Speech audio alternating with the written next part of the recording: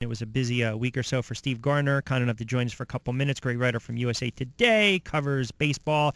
Have you taken a breath yet, or are you just still kind of regrouping?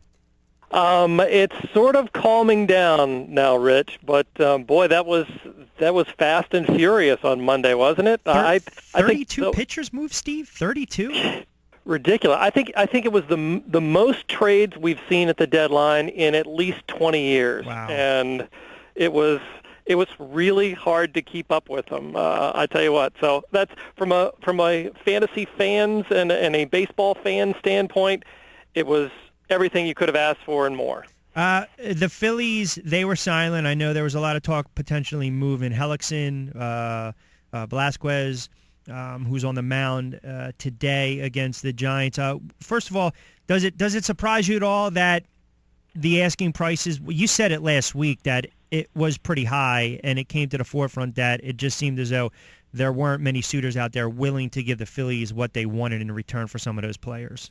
Yeah, I thought it was nuts to even consider trading Velasquez. I mean, here's a young guy under plenty of control with a tremendous upside.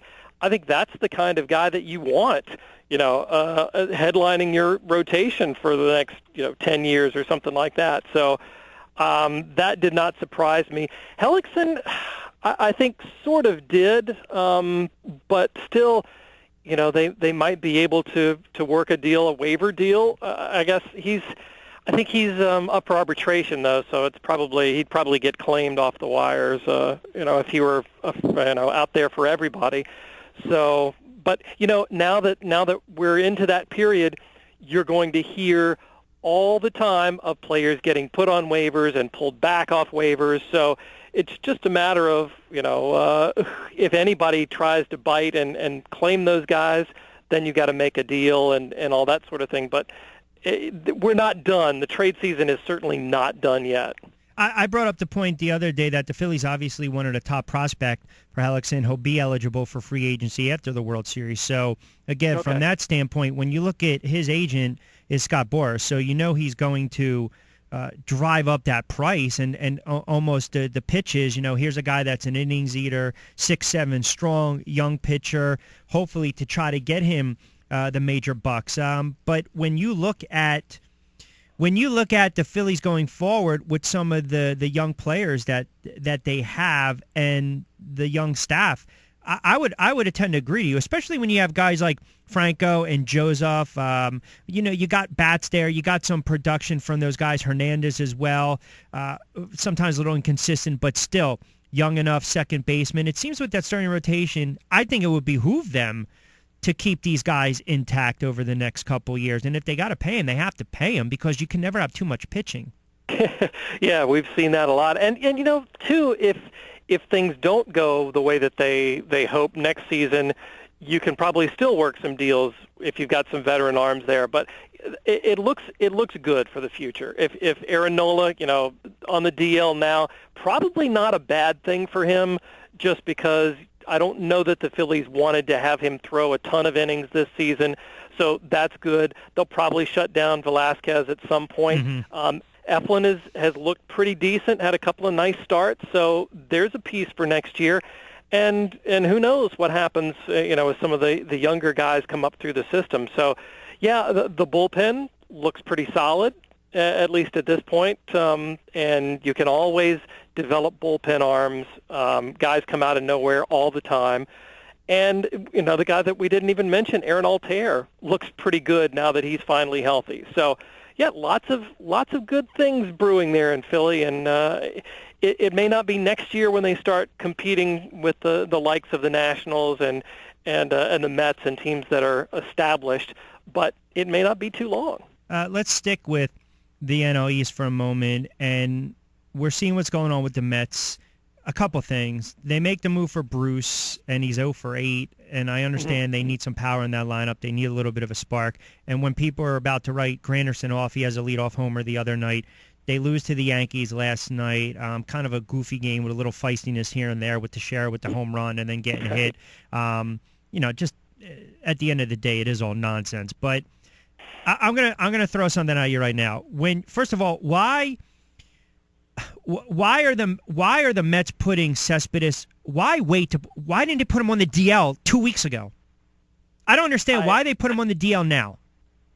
I think the thinking was that because they were going to have the interleague series with the Yankees, that they'd be able to maybe put him as a DH and not make him run all over the place in the outfield, that they could kind of ease things in. You bring in Jay Bruce and maybe you don't have to play Cespedes every day.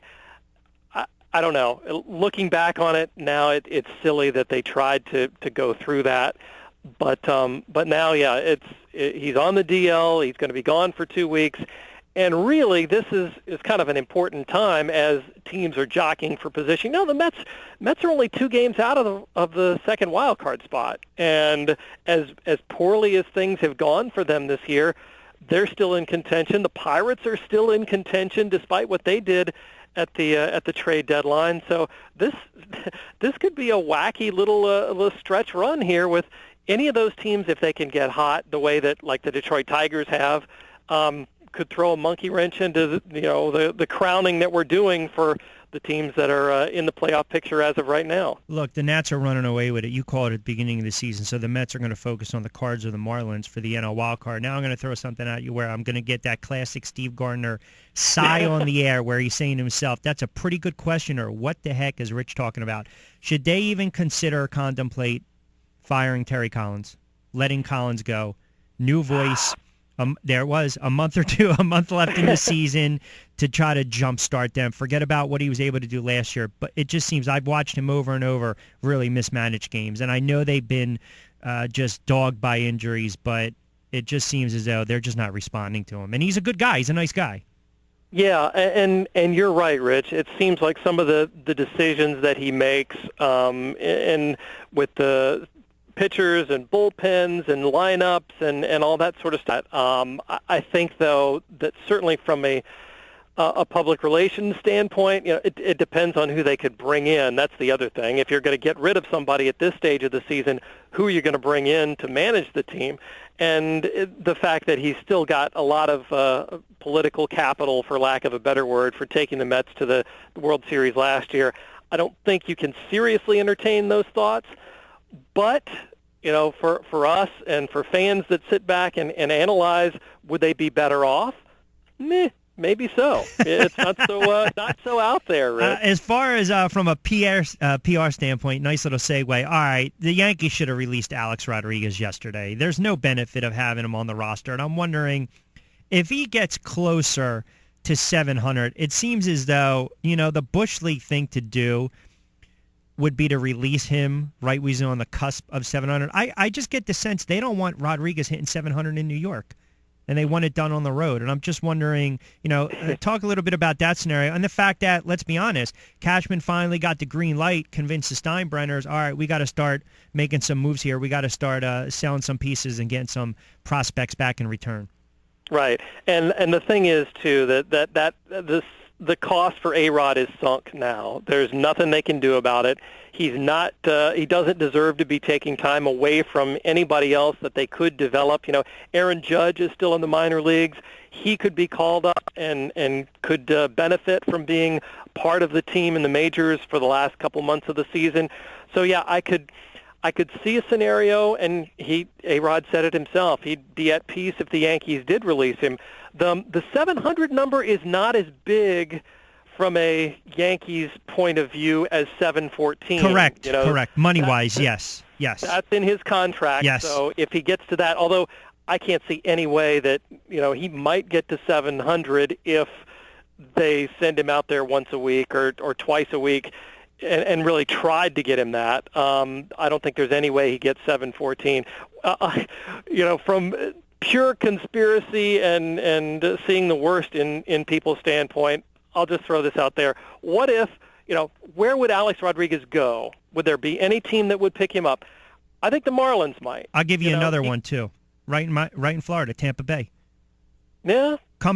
Listen, from the area, right? Come over here, or crazy, why not Texas? Go and hit 700 in Texas. Yeah, they've still got a lot to play for there, and with A-Rod not doing anything, I mean, and the Marlins for that matter are still in the playoff chase. So yeah, maybe Tampa Bay, but I don't see Tampa Bay as a team that would do something for publicity purposes. It would be more like the Marlins to do that and pick up A-Rod and have him for next year and let the Yankees pay the freight for it. That's if they weren't actually in playoff contention. You would think put some fannies in the seats, and that's not the case this year with the Marlins. I mean, look, he's shot. He can't play anymore. He's done. I mean, it was amazing the numbers he put up last year with Teixeira. Mm-hmm. And the production is just not there. And as you alluded to, I mean, right now, as we stand, he's sitting on 696. So, he's not hitting 4 home runs tonight.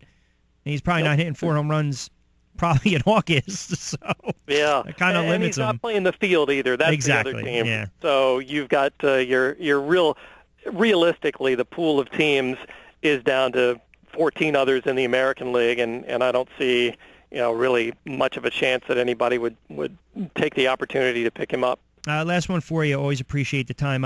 Best under-the-radar move, best under-the-radar trade by a club at the deadline. Under the radar. I hate to say this because the Indians have kind of taken a step backward in, all the momentum that they really had from when they got the agreement for Jonathan Lucroy. But despite that, I like them picking up Brandon Guyer from Tampa Bay Rays. He may be a guy, hits lefties really well, can form a nice platoon with Lonnie Chisenhall there in the outfield. It looks like they're not going to get Michael Brantley back, or at least if he does, it'll be later on toward the end of the season when he may not have much left. But if the Indians, can withstand the storm, and they're struggling right now, and get to the postseason, that's a nice little platoon there with Chisenhall and Brandon Guyer in right field. So that was kind of an under-the-radar move for them.